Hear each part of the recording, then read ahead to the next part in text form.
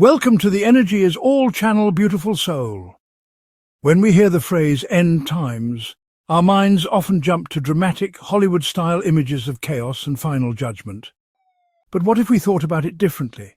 What if end times isn't about the world ending, but about an era ending?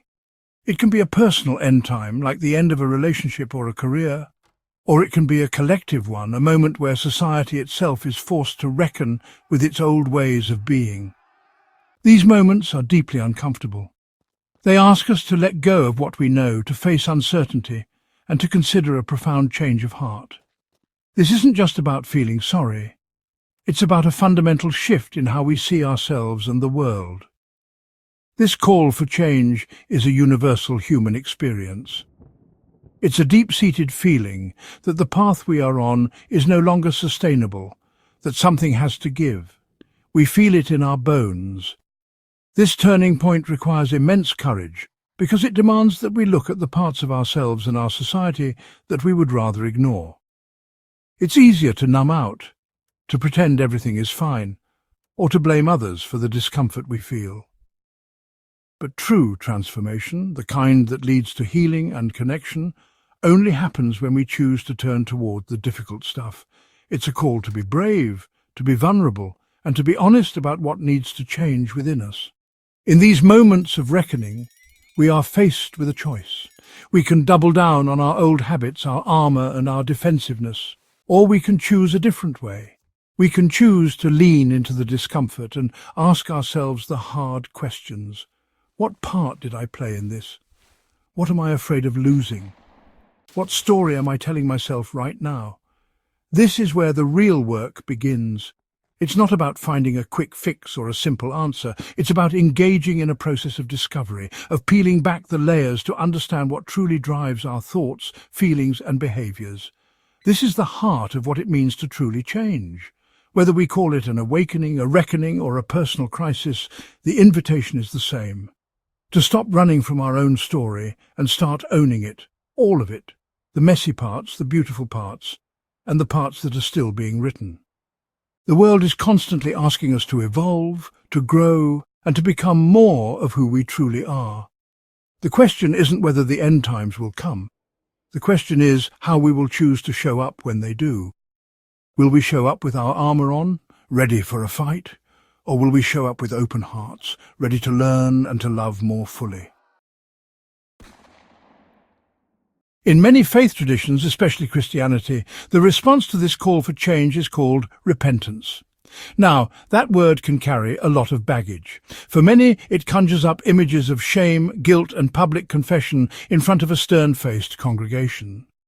But if we dig into the original meaning of the word, we find something much more powerful and much less about shame.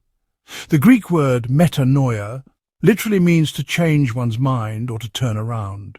It's not about groveling or self-flagellation. It's about having the clarity to see you're heading in the wrong direction and the courage to turn 180 degrees and walk towards something better. Repentance, at its core, is a profound act of self-awareness and accountability. It's looking at your life, your actions, and your impact on others with clear eyes and saying, "This is not who I want to be. This behavior is not aligned with my values." It's about taking ownership of our mistakes without letting them define us. Shame says, "I am bad." Guilt, when it's productive, says, "I did something bad." Repentance is rooted in that productive guilt. It's the catalyst that moves us from recognizing a misstep to actively making amends and choosing a different path forward. It's a commitment to do better next time, not out of fear of punishment, but out of a genuine desire for wholeness and connection. Think of it like this. You're driving and realize you've taken a wrong turn. You can keep driving, getting more and more lost, maybe even blaming the map or the road signs. Or you can pull over, acknowledge the mistake and turn the car around. That turn is repentance. It requires humility. It requires admitting you were wrong. It requires letting go of the ego that wants to be right all the time. This act of turning around isn't a one-time event, it's a practice. We take wrong turns all the time in our relationships, our work, and our inner lives. The practice of repentance is the practice of continually reorienting ourselves toward our values, toward love, compassion, and integrity. So repentance isn't about being perfect, it's about being human, and having the courage to be in the process of becoming. It's about recognizing that our actions have consequences and that we have the power to change our course. It's a deeply hopeful concept because it holds the promise of a fresh start. It tells us that no matter how far we've strayed, the path back to ourselves and to connection with others is always available. It just requires the brave and vulnerable choice to stop, look honestly at where we are and make the turn. In modern psychology and spirituality, there's a practice that echoes this theme of turning around, but it frames it in a different language. It's called shadow work. The concept of the shadow self was popularized by the Swiss psychoanalyst Carl Jung. He believed that the shadow is the part of our unconscious mind that holds everything we can't see in ourselves, the parts we repress, deny, or are ashamed of. It's not necessarily evil or bad. It's just the stuff we've pushed into the dark because we were taught it was unacceptable. Our anger, our envy, our greed, our vulnerability, our wildness. These are the parts of us that we don't want to claim. The goal of shadow work is not to eliminate the shadow. That's impossible. The goal is to bring it into the light. It's about turning toward those hidden parts of ourselves with curiosity and compassion instead of judgment. It's the process of getting to know our whole selves, not just the shiny, socially acceptable parts we put on display. By integrating our shadow, we become more whole, more authentic, and less likely to be controlled by the unconscious patterns that drive our behavior. When we don't own our shadow, it tends to show up sideways, projecting our insecurities and judgments onto other people. We see in others what we can't bear to see in ourselves. So, how does this work in practice? It looks like asking brave questions. When you have an oversized emotional reaction to something, you might ask, what is this really about? What part of me is feeling threatened or unseen right now? It might involve journaling about your triggers, exploring your dreams, or talking with a therapist about the patterns you notice in your life. It's about noticing the moments you feel intense judgment towards someone else and gently asking, is there a tiny piece of that behavior in me that I'm afraid to look at? This isn't a comfortable process. It requires us to sit with feelings we've spent a lifetime avoiding. Shadow work is ultimately an act of radical self-acceptance. It's saying, I am all of it. I am the light and the dark. I am the courage and the fear. I am the kindness and the envy. By owning all of these pieces, we take back our power. The parts of us that once operated in the dark, sabotaging our relationships and our well-being, can now be understood and integrated. This integration doesn't mean we act on every dark impulse. It means we have a relationship with it. We can understand its needs and find healthier ways to meet them. It's the path to becoming a more integrated and compassionate human being, both to ourselves and to others. So, is shadow work just a modern rebranding of repentance? Not exactly, but they are definitely walking down parallel paths toward the same mountain peak. Both practices are built on the foundational belief that we cannot heal what we do not acknowledge.